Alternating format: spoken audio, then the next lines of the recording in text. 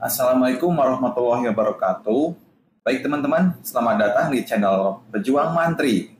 Oke, di video kali ini ya seperti biasa, kita akan belajar bareng mengenai latihan soal P3K Perawat. Nah, di sini kita bisa belajar bareng ya teman-teman.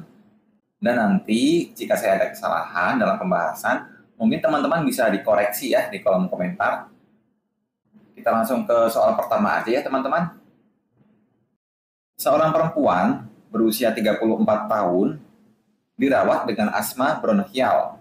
Dari hasil pengkajian, mengeluh sesak, batuk produktif dengan dahak kental, dan lemas. Tensi 110/80, nadi 88 kali per menit, nafas 26 kali per menit, suhu 37,5 derajat Celcius, terus auskultasi paru terdengar wheezing dan ronchi. Saturasi 93%, dan perawat telah memberikan terapi nebulizer Ventolin. Pertanyaannya, apakah evaluasi utama setelah dilakukan tindakan tersebut? A. Auskultasi suara nafas. B. Nilai saturasi oksigen. C. Jumlah dan karakteristik sputum. D. Kemampuan batuk. Atau E. Kenyamanan pasien. Oke, jawabannya A ya teman-teman, yaitu auskultasi suara nafas. Jadi pada kasus di atas ini masalah utamanya adalah suara ronchi dan wheezing ya. Dan kondisi tersebut menandakan adanya penumpukan sekret di saluran nafas dan parenkim paru. Dan juga ada penyempitan jalan nafas akibat kondisi patologis dari asma ya. Dan ini untuk pilihan yang B ya. Nilai saturasi oksigen ini kemungkinan dapat berubah apabila tindakan ini dilanjutkan dengan melakukan fisioterapi dada untuk mengeluarkan dahak. Jadi B kurang tepat. Dan untuk pilihan jawaban C, jumlah dan karakteristik sputum ini dapat dievaluasi setelah tindakan lanjutan mengajarkan batuk efektif dan mengeluarkan dahak. Sedangkan opsi D, kemampuan batuk bukanlah merupakan standar evaluasi ya buat tindakan nebulizer.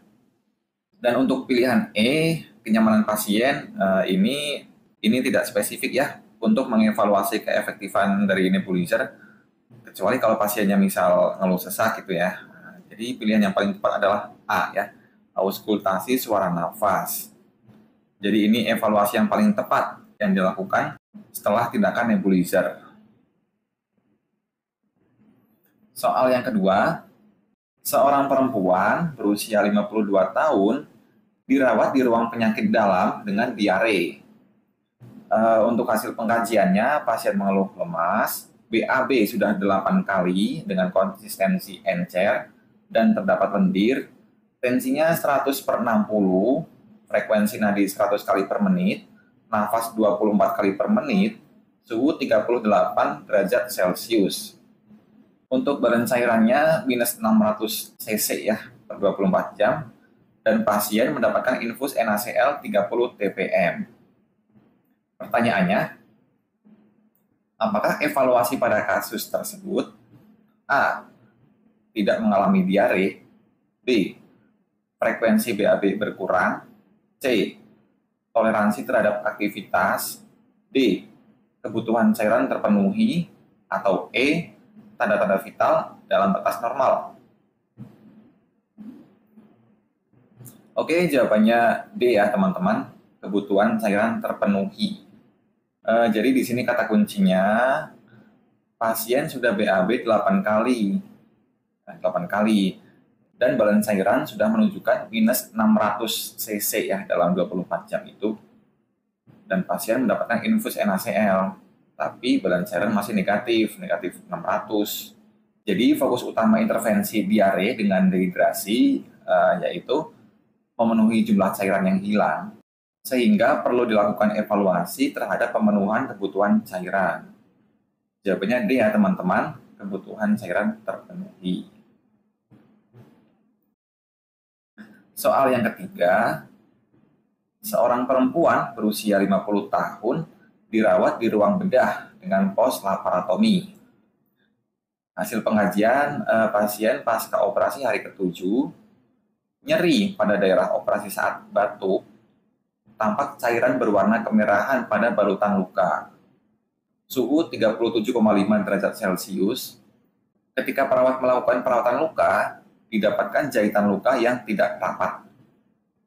Pertanyaannya, jadi apakah komplikasi yang terjadi pada kasus tersebut? A. Dehiscence. B. Edema. C. Infeksi. D. Sepsis. Atau E. Eschar.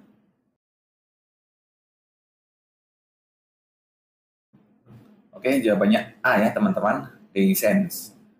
Jadi dehiscence adalah komplikasi dari proses penyembuhan luka di mana terbukanya kembali sebagian atau seluruhnya luka operasi akibat kegagalan proses penyembuhan luka operasi. Untuk tanda-tandanya atau manifestasinya dapat berupa keluarnya cairan serosa berwarna merah muda dari luka operasinya itu. Terus ada nyeri, terus udem, dan hiperemis pada daerah sekitar luka operasi. Sebenarnya ini jawaban A dan C ini hampir-hampir mirip ya teman-teman. Namun untuk jawaban yang C, yang infeksi, ini data objektifnya itu kurang mendukung. Oke, kita lanjut ke soal yang keempat. Seorang perempuan berusia 30 tahun dirawat di ruang penyakit dalam dengan diagnosa suspek appendicitis, APP ya. Hasil pengajian, pasien mengeluh nyeri perut kanan bawah, nyeri skala 7, ada mual, muntah, serta tidak nafsu makan. Tensinya 130/80, frekuensi nafas 26 kali per menit, dan nadi 80 kali per menit. Terus pertanyaannya, apakah pengkajian lanjut pada kasus tersebut? A. Auskultasi bising usus. B. Observasi status nutrisi. C. Pemeriksaan laboratorium. D. Observasi tanda-tanda dehidrasi. Atau E. Palpasi pada titik McBurney. Oke, jawabannya E ya teman-teman, yaitu palpasi pada titik McBurney. Jadi, nyeri dan sakit perut pada pasien APP ini terjadi karena hiperperistaltik. Ini untuk mengatasi obstruksi pada apendik. Nyeri visceral akan mengaktifasi nervus vagus sehingga mengakibatkan muntah. Pada palpasi didapatkan titik nyeri tekan kuadran kanan bawah atau titik McBurney. Dan ini merupakan tanda kunci diagnosis apendik. Oke, jadi jawabannya E ya teman-teman. Terus soal kelima, seorang laki-laki berusia 64 tahun dirawat di ruang penyakit dalam dengan keluhan nyeri dada sejak 2 jam sebelum masuk rumah sakit. Hasil pengkajian, pasien mengatakan dadanya terasa panas, skala nyeri 7, akral dingin, lemah, dan cemas. Tensinya 140/80, frekuensi nadi 72 kali per menit, dan frekuensi nafas 20 kali per menit.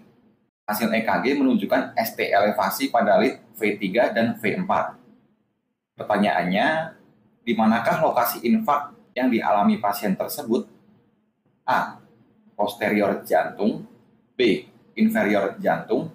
C. Anterior jantung. D. Lateral jantung. Atau E. Septal jantung.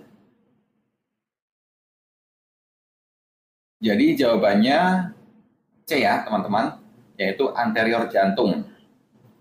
Jadi kita bisa lihat di sini ada sebuah tabel ya. Tabel yang merupakan titik lokasi pada pasien ACS dengan ST elevasi ya. Jadi jika infaknya di inferior, ini yang ada ST elevasinya lead 2, lead 3, dan lead AVF. Sedangkan lokasi infak di septal, ini yang elevasi ada di V1 dan V2. Terus yang anterior, ini elevasinya ada di V3 dan V4. Sedangkan di lateral, ini lateral ada 2 ya teman-teman, ada low lateral dan high lateral. Kalau yang low lateral, ini elevasinya di V5 dan V6, dan high lateral ada di lead 1 dan lead AVL. Jadi jawabannya C ya teman-teman, anterior jantung, karena yang elevasi ada di V3 dan V4. Oke, mungkin cukup sekian teman-teman latihan kita pada video kali ini. Nanti di video selanjutnya kita akan membahas tentang soal P3K perawat yang lainnya. Oke, terima kasih.